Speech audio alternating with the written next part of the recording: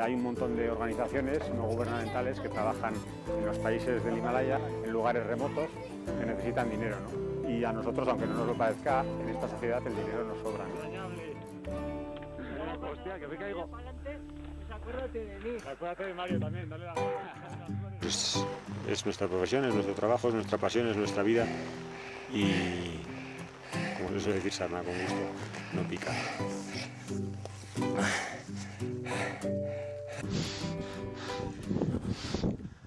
Encima del Sisa.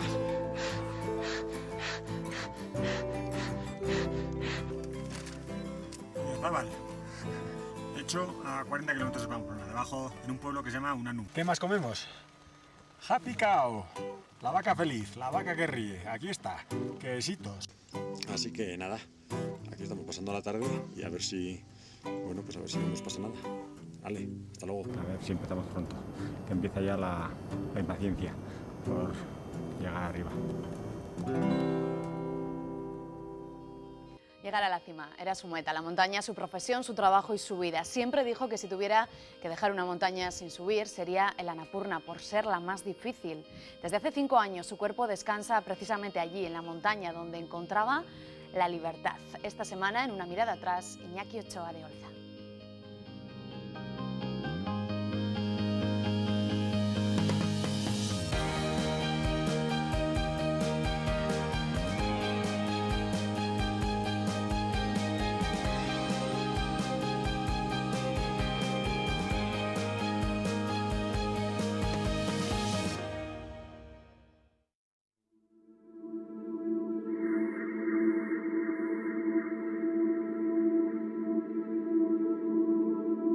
Si yo no asumiera los riesgos que asumo, creo que no estaría vivo, que mi vida sería diferente, tendría otros valores completamente diferentes. Así que yo los he ido asumiendo y cada vez me he justificado a mí mismo sobreviviendo. Si en el Himalaya no hubiera riesgo, yo no escalaría en el Himalaya.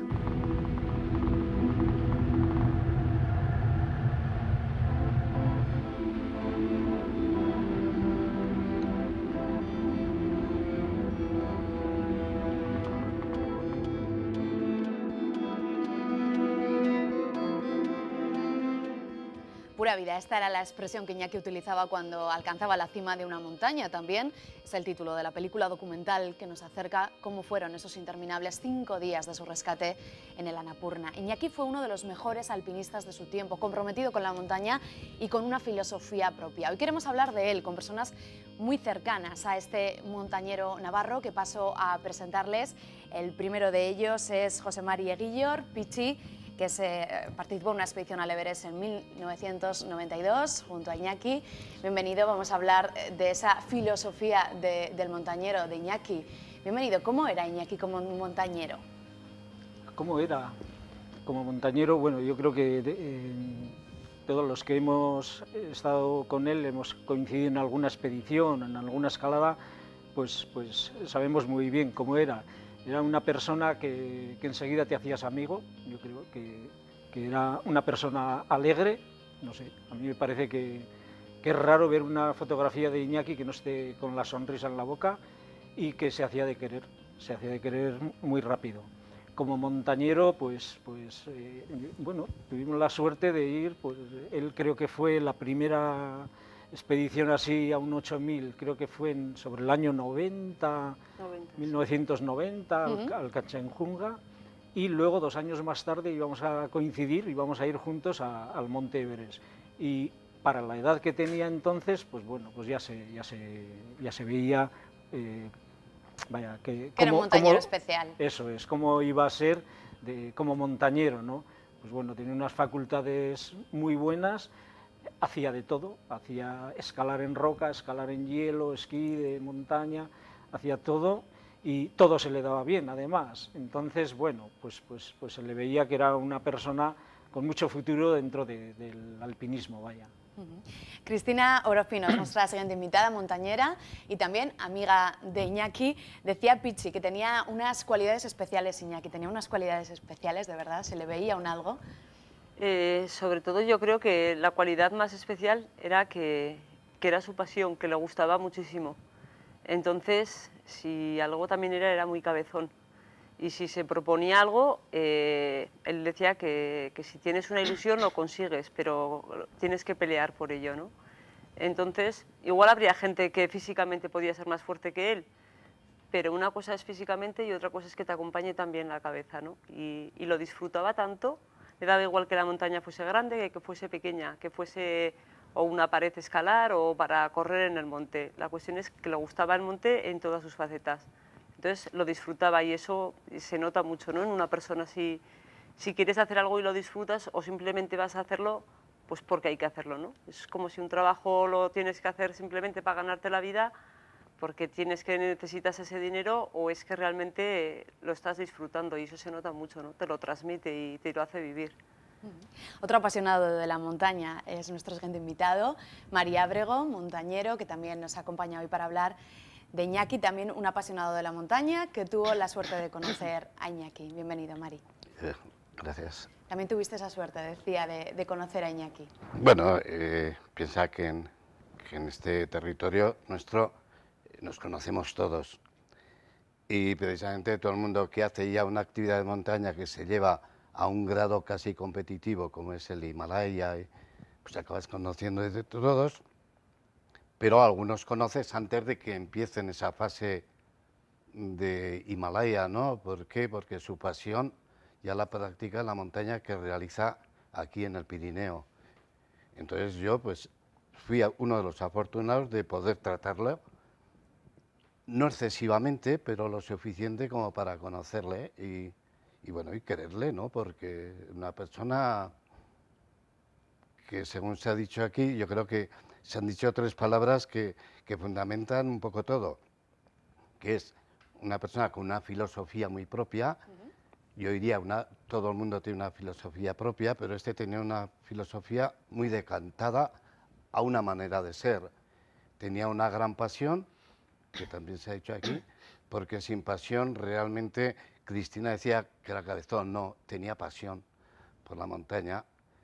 Y entonces, y tenía una de esas cualidades que también en el ser humano actualmente se echa en falta, que es la simpatía. Era una persona simpática. Yo creo que todo el mundo que la conocía, incluso aunque no fuera directamente a través de imágenes o esto, pues transmitía una simpatía, una persona agradable, ¿no? Entonces todo eso conjuntado, pues no, nos daba ese resultado de Iñaki o Ochoa de Olza, como era conocido. Y bueno, ya que estamos aquí, yo lo que quiero es que lo recordemos con aquella simpatía, con aquella alegría que él también la exteriorizaba, ¿no? La practicaba. Que no hemos de ponernos tristes, pues porque se fue. Bueno, es una tristeza, pero bueno, yo creo que el recuerdo tiene que ser alegre, tiene que ser bonito por lo que deja y por su recuerdo. Pues vamos a recordar a Iñaki Ochoa de Olza de una manera especial también. Vamos a recordar su filosofía y su forma de ser. Iñaki Ochoa de Olza protagonizó 30 expediciones de alta montaña. Fue uno de los mejores alpinistas de su tiempo. Esta es su biografía.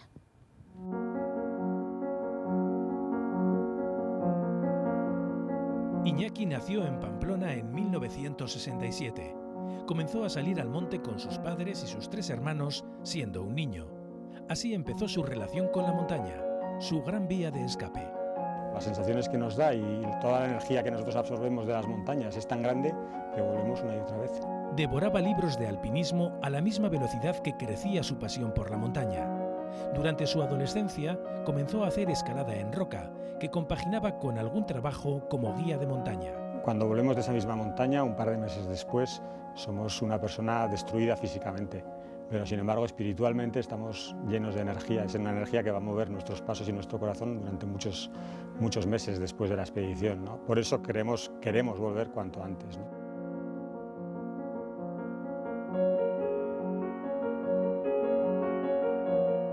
En la primavera de 1990, con 22 años, llegó su primera oportunidad de participar en una expedición al Himalaya junto a su amigo Koldo Aldaz. Partieron rumbo al Kanchenjunga, la tercera montaña más alta del mundo. No lograron hacer cima, aunque Iñaki consiguió ascender hasta los 8.000 metros. Una primera incursión que le marcaría definitivamente. Cada vez que bajamos de una expedición es como si tuviéramos una segunda oportunidad. Imagínate que tienes la oportunidad de distanciarte para tomar perspectiva de las cosas que haces bien y de las que haces mal, y luego puedes volver aquí y a tu vida, digamos, más normal, entre comillas, y poner remedio, ¿no? Pues es como renacer cada vez. 2 años más tarde, en 1992, Iñaki participó en su segunda incursión al Himalaya. Entonces ya tenía claro que subir con oxígeno era rebajar la altura de la montaña, una práctica que nunca le gustó. Me parece muy bien que cada uno haga lo que quiera. Si quieren utilizar pues, oxígeno en botellas para subir al Everest, pues que lo utilicen. Hay quien utilizaría helio si ello les garantizara la cumbre, y hay quien se inyectaría lejía en las venas, ¿no? Pero bueno, pues yo no. Yo simplemente soy diferente, tengo mi propia historia y mi propia filosofía y hago las cosas como me parece que las tengo que hacer yo. Pero nunca critico a los demás así, ¿no?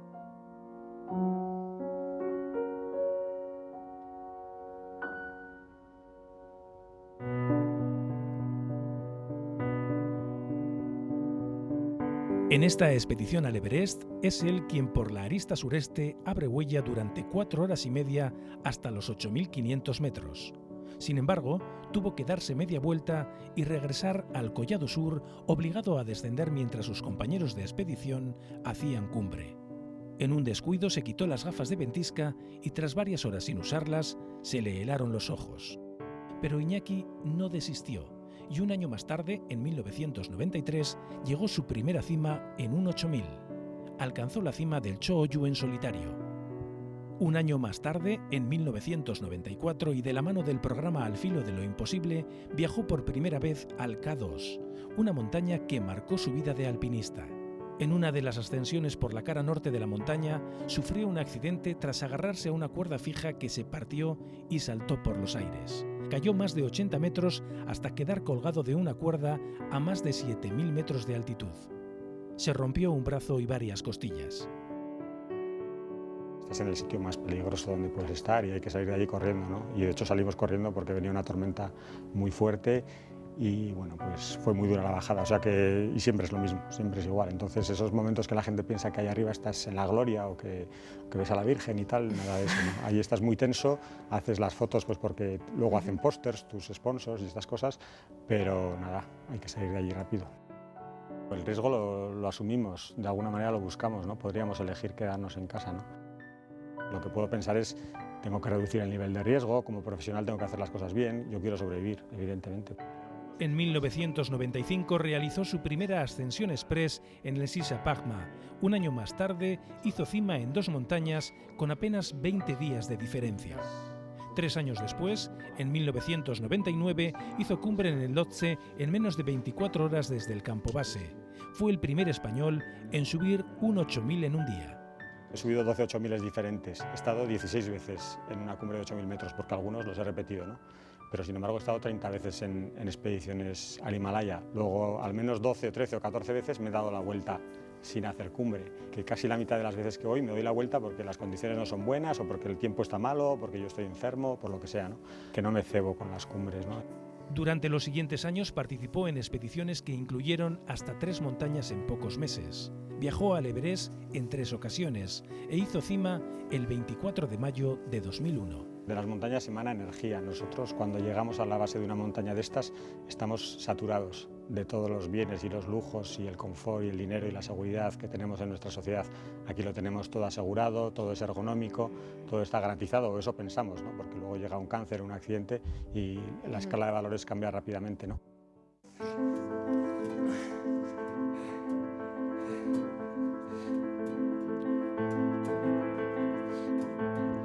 En 2003 se enroló en una expedición internacional en la que participaron figuras consagradas del himalayismo. Hizo cumbre en el Nanga Parbat y un mes más tarde en el Broad Peak. Después de 3 intentos en el K2, oyó la cumbre en 2004, una ascensión que hizo cordada por primera vez con Oria Kolibasanu, un amigo rumano con el que pasó los últimos días de su vida. Conquistó las cimas del Manaslu y Sisa Pagma. En 2007 oya el Dhaulagiri y lo hace en menos de 30 horas. Tocó la cima de 12 8000, pero no logró las del Kanchejunga y el Annapurna para completar los 14. Siempre dijo que el riesgo le hizo ser quien era. y el 23 de mayo de 2008 fallecía en el Annapurna, donde descansa para siempre.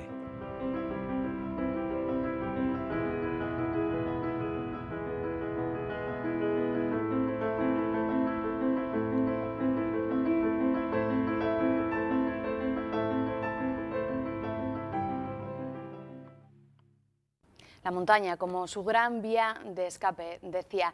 No sé qué queda, Pichi, de esa filosofía que transmitía Iñaki cuando subía a la montaña, esa pura vida que decíamos, esa expresión cuando subía a la montaña. ¿Qué queda de esa filosofía de Iñaki?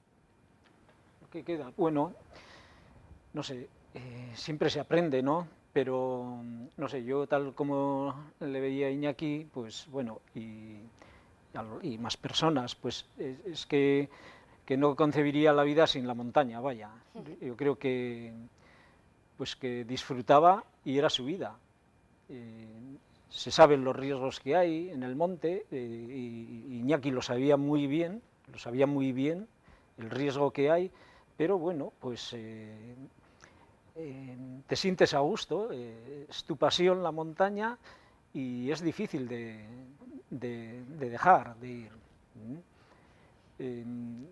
Yo de Iñaki, bueno, lo que le he conocido estando ya en plena montaña, pues veía lo optimista que era, lo optimista pues de estar siempre dispuesto pues a subir, a abrir huella, a colocar cuerdas, siempre pensando en preparar la montaña para bueno, en trabajar dentro de la montaña. La solidaridad también, otro aspecto, ¿no, Pichi? Que la solidaridad, ¿no?, que tanta gente ha destacado de él.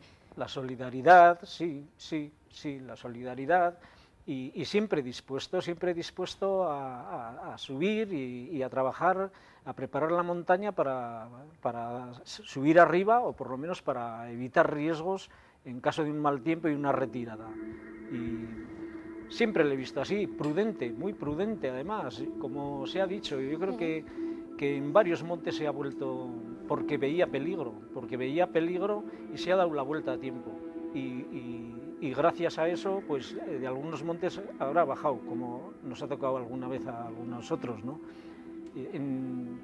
Yo destacaría sobre todo pues lo prudente que era en la montaña, con la cantidad de expediciones que había hecho, con la experiencia que tenía, y seguía siendo súper prudente, muy prudente. Cristina, ¿tú también lo veías así? ¿Súper prudente, decía Pichi? ¿Es Sí. una cualidad que destacarías de Iñaki? Yo creo que sí, de hecho, es lo que él siempre decía, ¿no? Lo que has dicho, tú antes has dicho que iba por las cimas, realmente no iba por las cimas. A ver, si lo conseguía, él decía, yo voy a comerme un pastel, porque para él todo el monte era algo bueno, ¿no? Como quien se come un pastel.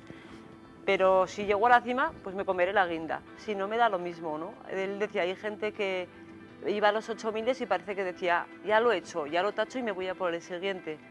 No era su caso. Y de hecho, más de una vez cuando se volvía me decía, ¿sabes qué te digo? Casi tengo que volver, ya tengo una excusa para volver.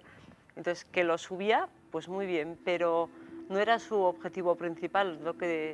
Entonces, si él consideraba que había un peligro, o porque él pensaba que ya iba demasiado tarde para hacer cima, o porque pensaba que podía haber una avalancha, o simplemente igual veía a alguien que no iba bien, prefería acompañarle y darse la vuelta, o cualquier otra cosa, que de pensar, es que tengo que ir a por la cima, porque ya he venido 2 veces y lo tengo que hacer. No era su prioridad, que lo conseguía muy bien, pero si no... Entonces era muy prudente, y de hecho a mí sí me dio un... Hombre, nunca está bien, ¿no?, que le pase nada a una persona, pero hay personas que ves que arriesgan mucho en esta vida y han nacido estrellas, pero siempre salen de todo, ¿no? Él nunca, para mi punto de vista, no arriesgó nunca. Siempre iba o bastante seguro. Sin embargo, algo le salió mal y a la primera no tuvo esa suerte, ¿no? Entonces, a mí es algo que me dio mucha rabia, pues porque hay 100.000 personas que han arriesgado muchísimo y les ha salido siempre bien, y no fue su caso, ¿no?, que sin arriesgar le salió la cosa mal. Pichi. Ya, Cristina, es que es para destacar lo prudente que era, porque con 22 años, creo que tenía 22, 23 años cuando coincidimos nosotros en el Everest, a 8.500 metros, notó un poco, bueno, que veía borroso, que puede ser principios de edema, bueno, que es como un aviso, y rápidamente, no se lo pensó nada, rápidamente dijo que se daba la vuelta y bueno, eran las 5 de la madrugada, lo justo cuando estaba amaneciendo, que empezaba a haber luz, y todo fue muy rápido, ¿no? Porque que me doy la vuelta, pero ¿qué pasa? ¿Qué pasa? No, que no veo bien de un ojo, que veo un poco borroso y que me doy la vuelta. Y se dio la vuelta. Y eso hay que destacarlo con 22 años y estando en el Everest. Porque a lo mejor con 40 o con 50 ya tienes mucha más experiencia y te das la vuelta, ¿no? Pero con 22 años, pues ya era prudente desde los 22 años. Sí. Pues si os parece, vamos a escuchar unas declaraciones que hacía Iñaki hace años cuando le preguntábamos, precisamente hablaba de la prudencia, de cómo se tomaba su familia. En estas declaraciones hacía especial referencia a su madre sobre la prudencia en la montaña. Vamos a escuchar a Iñaki. He subido 12 8000 diferentes, he estado 16 veces en una cumbre de 8000 metros, porque algunos los he repetido, ¿no? Pero sin embargo he estado 30 veces en expediciones al Himalaya. Luego al menos 12 o 13 o 14 veces me he dado la vuelta sin hacer cumbre. Ella sabe muy bien que casi la mitad de las veces que voy me doy la vuelta porque las condiciones no son buenas o porque el tiempo está malo, o porque yo estoy enfermo, por lo que sea, ¿no? Sabe que no me cebo con las cumbres, ¿no? Sabe que un accidente es posible y yo creo que lo asume bien, ¿no? Pero igual habría que preguntarle a ella. Mari decía, sabe que no me cebo con las cumbres. Se sabía prudente y eso es algo a destacar también, ¿no? Bueno, es que estamos hablando de montañismo. Y el montañismo, la expresión puede ser de 1000 maneras. Pero el montañismo hay que darse cuenta que todo el mundo que lo practicamos somos imprudentes. ¿Qué quiero decir con esto? Que lo que uno mismo considera en un momento determinado que es prudente, para otro es imprudente. Podríamos estar jugando con las palabras. Yo creo que en esto no hay que darle demasiadas vueltas. Yo creo que hay que ir simplemente, cuando se habla de personas, y no solamente desaparecidas, sino que existen, personas con tal o cual espíritu, y en un momento determinado, si no tienes suerte, y la suerte no es cuestión de prudencia o de imprudencia, la suerte es algo aleatorio, que algunos la tienen en la lotería, y el montañero la tiene que tener en la montaña. Y si no la tienes, en un momento determinado, pues se ha acabado. En Navarra tenemos muchos casos de muertos en montaña. Quiero decir que, y la prudencia, yo creo que todo el mundo, de una manera o de otra, pensamos que la practicamos. Hombre, cuando conoces a una persona que es un alocao, que decimos, se está pirado. Bueno, son casos excepcionales. Normalmente no viene a cuento porque Iñaki y la mayoría y mucha otra gente que ha caído en la montaña, pues se puede considerar que dentro de esa imprudencia que es ir a la montaña, son prudentes. Y de ahí, ¿a dónde hay que saltar? Hay que saltar a las virtudes que no se destacan precisamente por prudencia o por imprudencia, sino a alegría, a esa pasión, a ese desenfado, a esa filosofía que la practique el montañero en la montaña y la practique luego en la vida normal, porque muchas veces no se combinan bien. Y en este caso Iñaki sí que yo me atrevería a destacar, aparte de esa simpatía y esa filosofía, que era capaz de transmitir su propia filosofía de montaña, la ejercitaba su filosofía de vida cuando estaba aquí entre los suyos. Pues tenía esa filosofía un poco hippie por emplear una expresión, ¿no?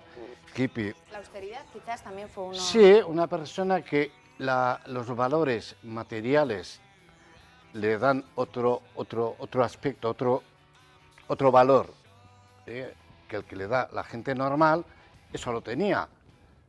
Y bueno, tú por ejemplo lo conocías más a nivel más íntimo, pero a mí me transmitía esa sensación, ¿no?, de que volvía de la montaña. En la montaña todos somos como generosos con la propia montaña, porque le damos a la vida. Pero cuando vienes aquí es lo difícil mantener esa postura. Y yo creo que Iñaki la mantuvo siempre. creo que se nos fue y seguía con esa filosofía de práctica en la vida, ¿no? De ser como un filántropo, como un soñador. Seguía soñando aquí, porque al final hay que ser soñador, aunque seas práctico. Y yo también destacaría, bueno, desde que en cuanto a lo que yo lo conocí, ¿no? Destacaría eso, esa simpatía, esa forma de vida. Esa forma de vida la transmitía yo le coincidí con él incluso en carreras de atletismo, que yo estaba espectador, pero él también revoloteaba por ahí, por esos circuitos, y tenía ese comportamiento desenfadado, desprendido, generoso, ¿no? A fin de cuentas. Bueno, pues eso es lo importante, según creo yo. Cristina, ese optimismo y esa alegría cuando también bajaba a la montaña quizás hizo que tanta gente le quisiera, ¿no? Que tanta gente se acercara a él, acudiera a sus charlas, a escucharle. ¿Cómo era la gente con Iñaki? ¿Cómo se comportaba con Iñaki? Yo creo que si se comportaban así con él es porque él era muy cercano, ¿no? Igual hay gente que también, igual porque se han hecho más famosos o más conocidos, igual son más distantes también o se creen de diferente forma. Y él yo creo que nunca se vio como... De hecho había veces que me dice, pero ¿por qué me mira la gente? O ¿por qué? O sea, él era como, si soy uno más del montón, ¿no? Y hablaba con cualquiera de cualquier cosa y entonces era como muy cercano, se ponía a hablar de tú a tú como si te conociese de toda la vida, ¿no?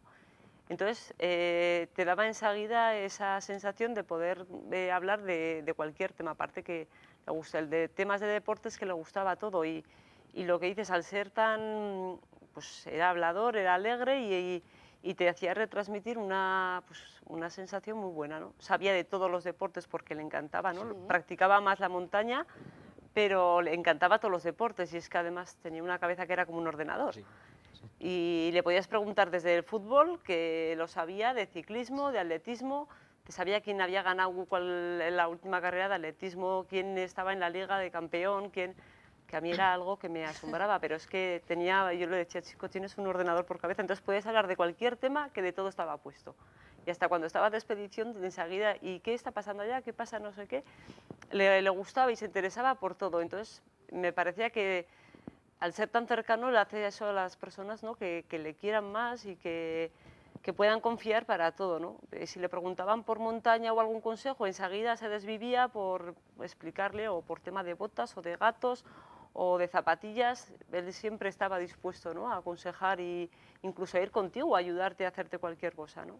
Entonces eso a la gente yo creo que le sorprendía, ¿no? Que fuese alguien que en principio igual lo ves más mirándole para arriba y que se te muestre tan cercano, ¿no? Y yo creo que eso era lo que a la gente al final le hacía sentirse bien. Pichi, asentías con la cabeza cuando hablaba Cristina. ¿Qué recuerdas tú de esos encuentros con Iñaki? De los encuentros, es que siempre era alegría, o sea, daba gusto encontrarte con él, y porque eso, todo lo que transmitía, hablaras de lo que hablaras, pues siempre se estaba riendo y eso, estaba al día de todas las cosas, te ponía a ti al día, si era de montaña, ¿te has enterado de qué tal has subido no sé dónde? O sea...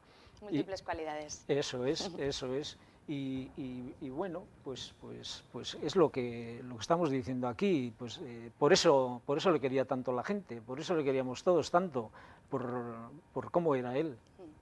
Pues si les parece, nos vamos a quedar con ese recuerdo bonito. Antes decía María, a ver si nos quedamos con ese recuerdo bonito y positivo de Iñaki. Nos quedamos sin tiempo, seguimos con Cristina en la segunda parte del programa y despedimos en este punto a Mari y a Pichi. Gracias por venir.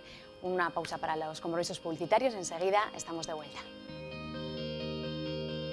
Then I start again to press him, and then I saw it was like no, it was just like nothing, and I tried, and he came back again. So I think I knew him. Now he's dead, and I waited again, and yeah, I don't know how much time I spent, you know, it wasn't like, okay, now he's dead. It took me a while, and he was laying there, and I tried to bring him back, and put him to last dextromethasone inside, but he was already dead.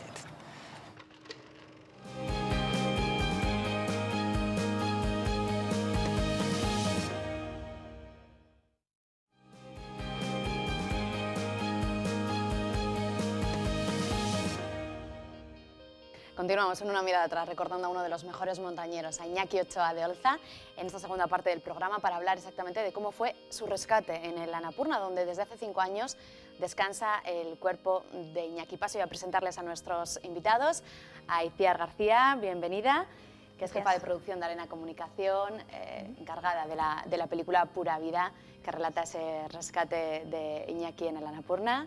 Bienvenida. Continuamos con Cristina Orofino, que nos acompaña también, y Koldo Martínez, médico que estuvo coordinando un poquito desde aquí, desde Pamplona, ese rescate de Iñaki. Pues si les parece, ya para entrar en harina, vamos a ver un reportaje, la historia del rescate de Iñaki, de Ochoa de Olza, en el Annapurna, que es única en sí misma. Fue la primera vez que montañeros que en ese momento no se encontraban en el lugar participaron en el rescate. 14 hombres se movilizaron desde diferentes puntos. Un cruce de caminos de personas tan diferentes. Todos eran amigos de Iñaki o habían oído hablar de él, todos en busca de una salida para Iñaki.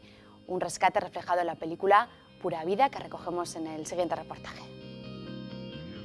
Bueno, hemos llegado ayer al campo base y aquí detrás tengo, justo detrás, las paredes sur de la Annapurna. Vamos a empezar a escalar mañana y la verdad es que el sitio no puede ser más impresionante. Es uno de los sitios más impresionantes en los que yo he estado jamás en los Himalayas.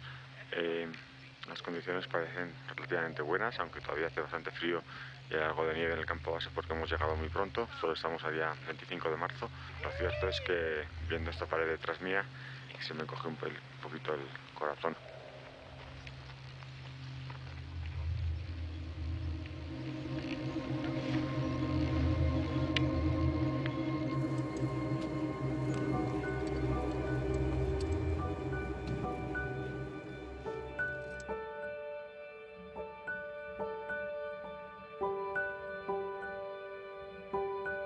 La historia del rescate de Iñaki es la historia de un rescate hermoso, que da idea de los compromisos y actitudes de los montañeros, de aquellos que colaboraron para intentar salvarle la vida.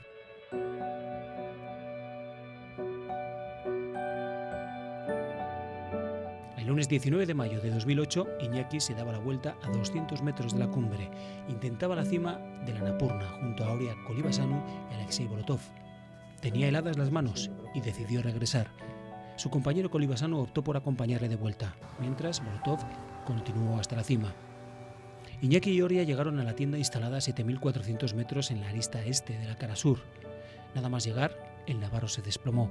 Sufrió un edema cerebral. Kolibasanu dio aviso por radio al campo base. Necesitaban ayuda. Nada más conocer la noticia, se puso en marcha el operativo de rescate.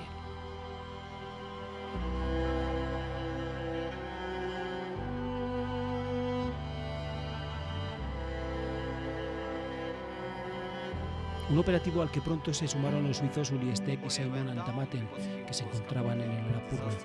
Ambos se lanzaron en una ruta que desconocían y en la que Iñaki y sus compañeros invirtieron semanas de trabajo. En poco menos de 2 días llegaron al campo 3 y se cruzaron con el ruso Bolotov, que descendía de la cima. Steck y Bolotov intercambiaron sus botas.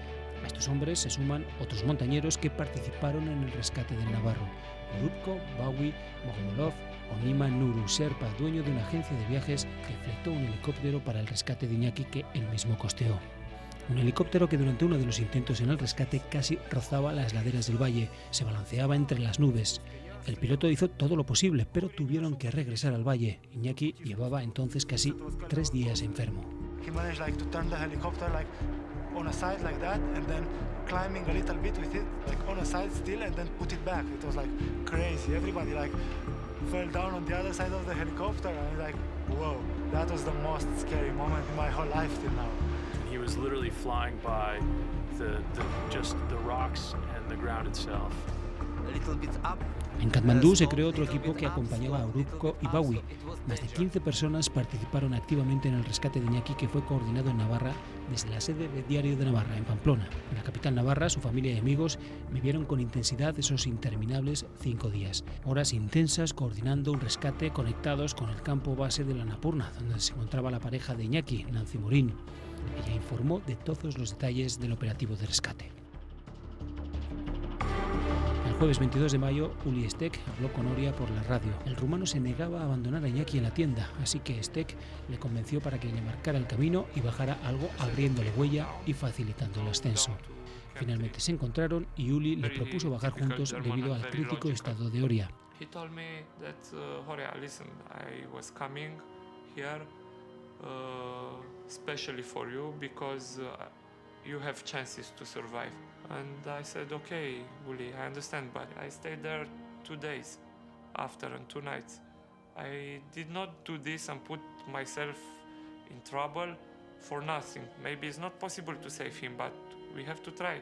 If we quit now, he's gonna die in few hours because he's not having water. I cannot do this. Uli llegó hasta la tienda en la que se encontraba Iñaki. Le suministró la medicación que necesitaba siguiendo las instrucciones que le llegaban desde Pamplona y Suiza. Pero no fue suficiente, dejó de respirar. Uli Stek intentó una y otra vez reanimarle, pero Iñaki no logró sobrevivir. Then I start again to press him, and then I saw it was like no, it was just like nothing. And I tried and tried and tried, and he came back again. So I think I knew him. Now he's dead, and I waited again, and I don't know how much time I spent. You know, it wasn't like okay, now he's dead. It took me a while, and he was laying there, and I tried to bring him back, and then I put him the last dextromethasone inside, but he was already dead.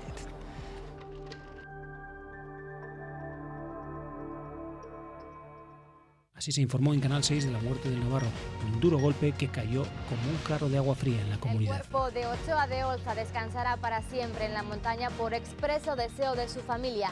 Iñaki no ha podido aguantar.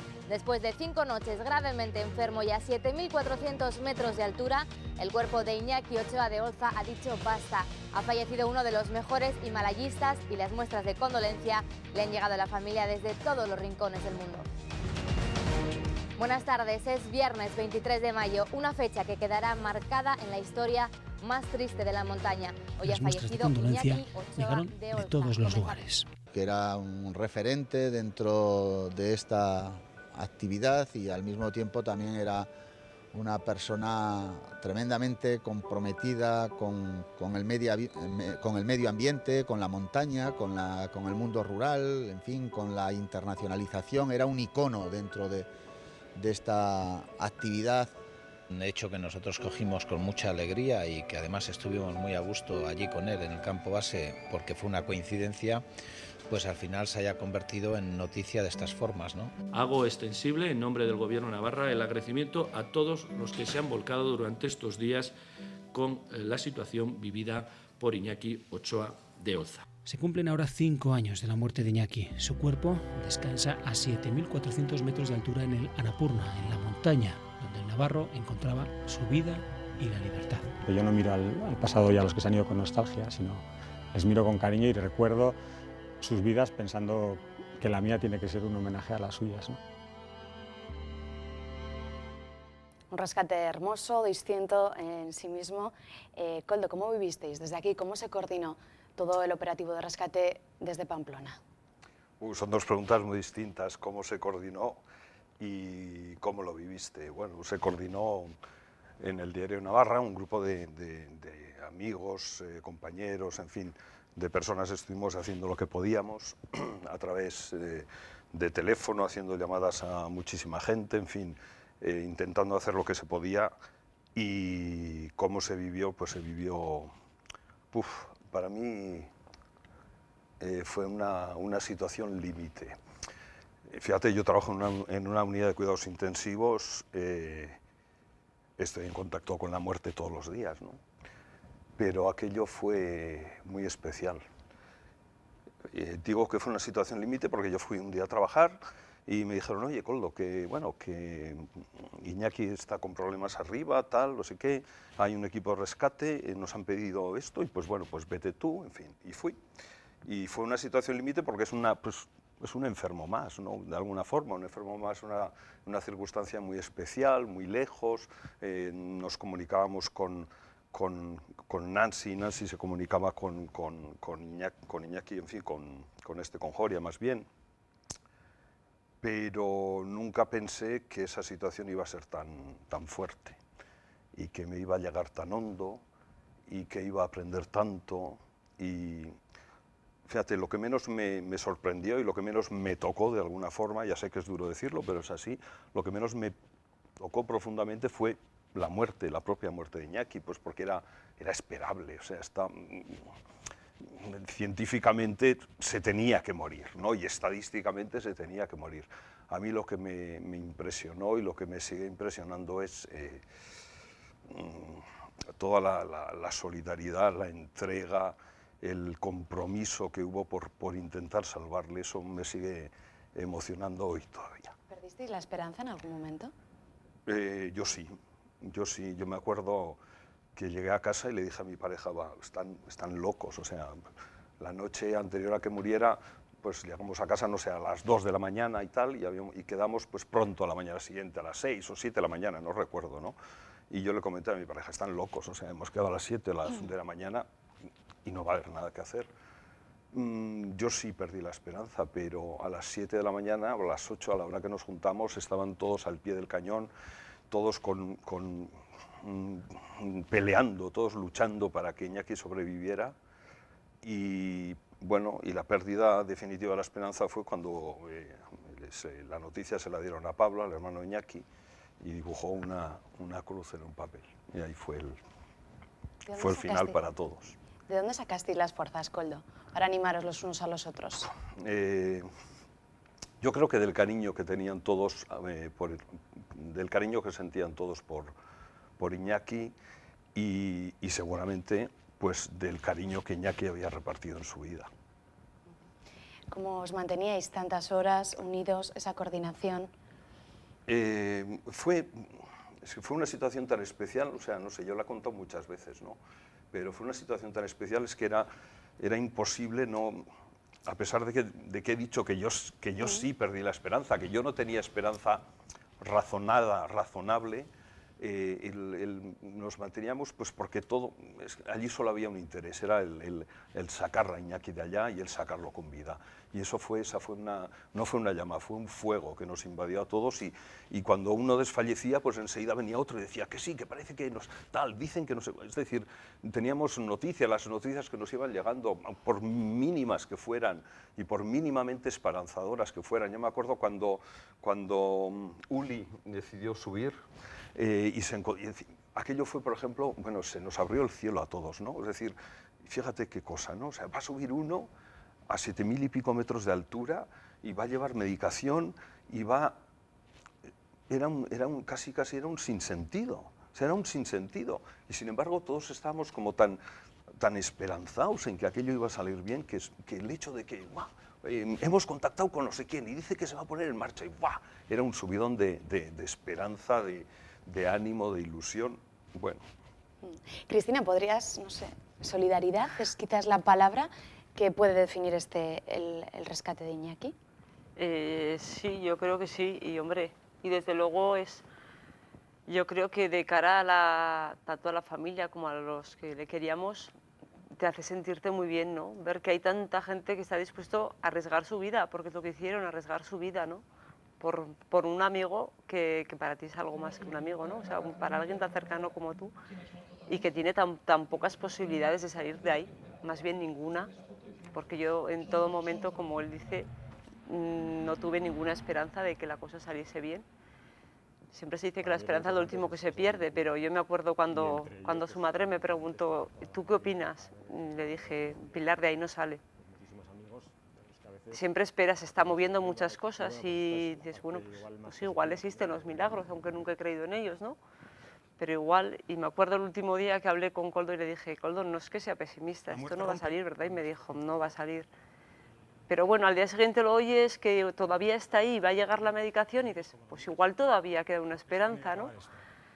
Y siempre, pero para mí lo más importante de todo lo que dices, la solidaridad, es que, por ejemplo, para su madre era muy importante, cuando yo le dije que yo creía que no iba a salir, me decían, no me hago, a ver, vamos a ver, le dolía muchísimo, ¿no? Por supuesto, el hecho de perder a un hijo yo creo que es algo que una madre no debería sentirlo nunca, ¿no? Pero sobre todo lo que le hacía sentirse peor es pensar que se morirá solo. Entonces, el hecho de que no fuese así, de ver que había tanto movimiento, fue muy importante. Momentos emocionantes, Cristina. Ahora, al recordarlos, y reflejo de esa solidaridad de tanta gente que puso, no sé, que permitió recordar también cómo era la persona de Iñaki, por qué tanta gente se volcó para no dejarle solo. Todos coincidieron en decir que era una necesidad. Y no sé, Itziar, ¿qué tiene de especial Pura Vida? También ha sido la película documental más vista en el año 2012. ¿Qué tiene de especial esa película? Supongo que recupera y recoge esa emoción que estamos viendo ahora en Cristina y en el resto de personas que colaboraron. Sí, así es. Nosotros desde el principio creíamos que era lo que sucedió allí en el Annapurna durante esos 4 días era una historia necesaria. O sea, el valor de solidaridad y de fuerza, de principios básicos del ser humano que se pusieron en movimiento durante esos días es increíble. Entonces yo creo que esa esperanza, ¿no?, de la que se habla era un poco el punto de partida de todos ellos, ¿no? O sea, que de repente 14 personas se movilicen para intentar salvar a otra persona. Yo creo que parte de esa esperanza, ¿no?, de decir, no voy a perder, o sea, no voy a tirar la toalla hasta que sea realmente ya el final, ¿no? O sea, eso es lo que yo creo que hizo mantener, bueno, aparte de pues eso, ¿no?, obviamente el amor por Iñaki, todo, o sea, el no tirar la toalla antes de tiempo, ¿no? Yo, ante todo, durante los 3 años que llevo trabajando en este documental, es lo que más me ha sorprendido, ¿no? O sea, la fuerza de estas 14 personas que no desistieron. Si tienes que quedarte con una idea general, con un mensaje que todos ellos que participaron en el rescate de Iñaki, que los hemos visto en el documental, en Pura Vida, un mensaje central que reúna un poco el espíritu de lo que os contaron, de lo que os dijeron de aquellos días en el Annapurna. ¿Con qué te quedarías, Itziar? Pues yo creo que con que hicieron lo que debían hacer. Nada más, sí. Coldo, sentías con la cabeza. ¿Es la sensación que os queda a todos? Sí, yo creo que hicieron lo que sentían que debían hacer. Por encima de la esperanza, por encima de todo, hicieron lo que sentían que debían de hacer. Y ese es un sentimiento profundísimo, ¿no? Profundísimo, pues todos tenemos que hacer lo que debemos hacer, pero a las personas normales se nos pide que hagamos lo que debemos de hacer en situaciones normales. Y solo a los héroes se les pide que deban hacer lo que deben de hacer en esas situaciones. Yo comparto eso, sí. Hicieron lo que sentían profundamente que debían hacer. Cristina, ¿esa es la sensación con la que se queda también la familia de Iñaki? Que sí, la gente hizo lo que debía de hacer y que se hizo todo lo posible. Que se hizo más de lo que se podía, yo creo. Sí, porque es lo que te digo, el hecho de arriesgar tu propia vida por eso, se quedaron con una sensación de, jo, qué bueno debía ser mi hijo, ¿no?, para que le quisieran tanto para dar su vida. Entonces se te queda una sensación muy agradable, jo, ver que a tu hijo dan tanto por él, yo creo que más no se puede pedir. Es algo que, Itziar, también recogíais en el documental, la sensación también de la familia, de los hermanos. Sí, realmente nosotros fuimos descubriendo a lo largo de todo el rodaje que Iñaki, bueno, era súper especial, o sea, cada palabra de cada uno de los protagonistas nos hacía demostrar que realmente, o sea, habían dado todo por quién era Iñaki, por cómo era Iñaki. Entonces, el que personas se juegan la vida supongo que por tu hijo, ¿no?, pues es lo más grande, yo creo. Sí. Coldo, la solidaridad también, toda esta gente desde Pamplona que sin horarios dejó a su familia de lado, sus trabajos, para embarcarse en esta aventura. No sé, ¿con qué te quedarás de esos 5 días? ¿Con algún día concreto? ¿Con alguna frase concreta? Difícil. Sí, me quedo con todo. Con la candidez con la que llegué al grupo aquel, con la vitalidad que se desplegó allá, con la ilusión, con la pelea, con los brotes de alegría y de esperanza cuando casi no había, con no sé, con el cariño que surgió entre nosotros, con las confidencias que surgieron entre nosotros, porque algunos de los que estábamos allá no nos conocíamos, con las amistades. Yo he hecho amistades a raíz de aquel incidente y eso también, de aquel accidente, y eso también se lo debo a Iñaki. con el final. Yo me acuerdo del abrazo final.